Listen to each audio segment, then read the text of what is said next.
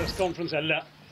നിങ്ങളെല്ലാവരും കുറേ ദിവസമായിട്ട് കാത്തിരിക്കുന്നു എന്ന് കേട്ടു. ഞാൻ ചികിത്സയിലായിരുന്നു, അതുകൊണ്ട് നിങ്ങളെ കാണാൻ സാധിച്ചില്ല. പക്ഷേ നിങ്ങളെല്ലാവരും കാത്തിരിക്കുന്നു അറിഞ്ഞപ്പോൾ ഞാൻ ഇറങ്ങുന്ന മുമ്പ് നിങ്ങൾ രണ്ട് വാക്ക് പറയാമെന്ന് വിചാരിച്ചു. അത്രയേ ഉള്ളൂ. വേറെ press കോൺഫറൻസും ചോദ്യങ്ങളൊന്നുമില്ല.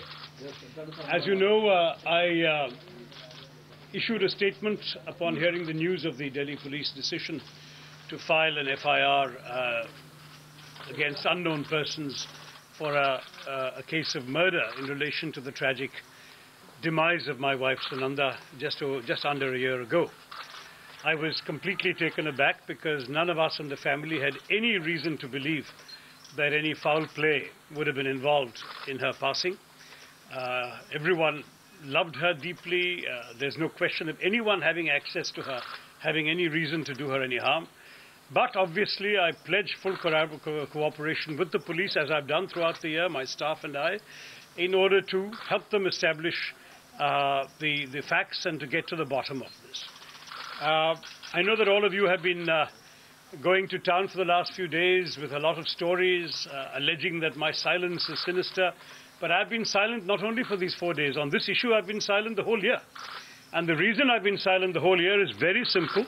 It should be obvious to you that when there is a police inquiry going on, it is my duty to not undermine or compromise their inquiry in any way through anything I would say in public.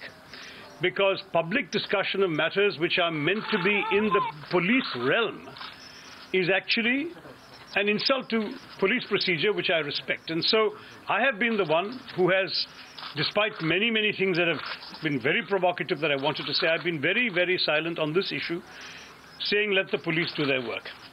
And I want to stress that that is going to remain my position. I'm not here to engage in public debates for the sake of TRPs. That is not my interest. My interest as a bereaved husband is to find out what happened in the view of the police to my wife, why it happened, on what basis they have come to this conclusion. And of course, anything that I can do and my staff and Sunanda's staff can do to help them to solve this issue, we will do.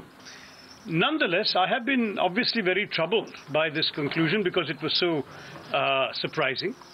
And I had a number of questions in my mind, a number of concerns about the way in which the investigation or the inquiry appears to have been conducted so far. And I've therefore written at some length to the police commissioner yesterday in detail, raising these issues, which I hope will engage his personal attention and will be discussed with his investigating officers. Because I think it's very important that a matter like this, which has become an object of so much public attention and so much, in my view, unnecessary public controversy based for the most part on misinformation, distortion, and even sometimes outright lies, I think it's very important that this be done professionally, without any political pressure or political considerations, without any predetermined outcome. There should be a fair inquiry. You may remember that within days of my wife's death, I wrote to the Home Minister requesting a speedy, fair, impartial and thorough inquiry into her demise. Speedy it has not been. As we all know, we've had to wait for a year to come up with this FIR, and certainly we would like to see that the matters proceed in a way that gives us closure on Sunanda's sad demise and justice for all, starting with her and for her family members and for myself as the husband who suffered. I've lost my wife and I've not been allowed to mourn in peace. For more than a year, I've gone through a great deal, and that's in many reasons why I'm here. I had actually come here a few months ago, unable to stay all right, and it was when I came for a very brief visit here that they said you must come for a minimum of 2 weeks, because that is the necessary course to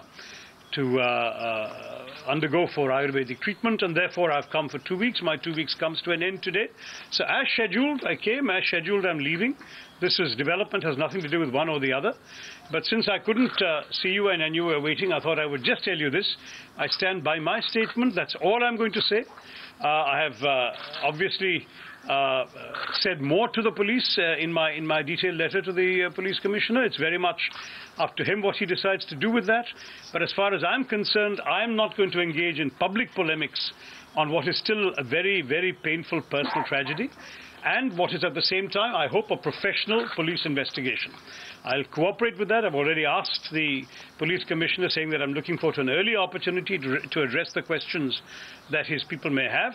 And in the meantime, I would respect the media to have some heart for the surviving family members. Some of the things that I have seen and heard in the press have been truly painful, apart from being false. And I think that really, at some point, some human decency must also apply when you're covering something as tragic as the loss of a loved one. With those words, I wish you all very well in this wonderful temple town of Guruvayur. Thank you very much. Namaskaram.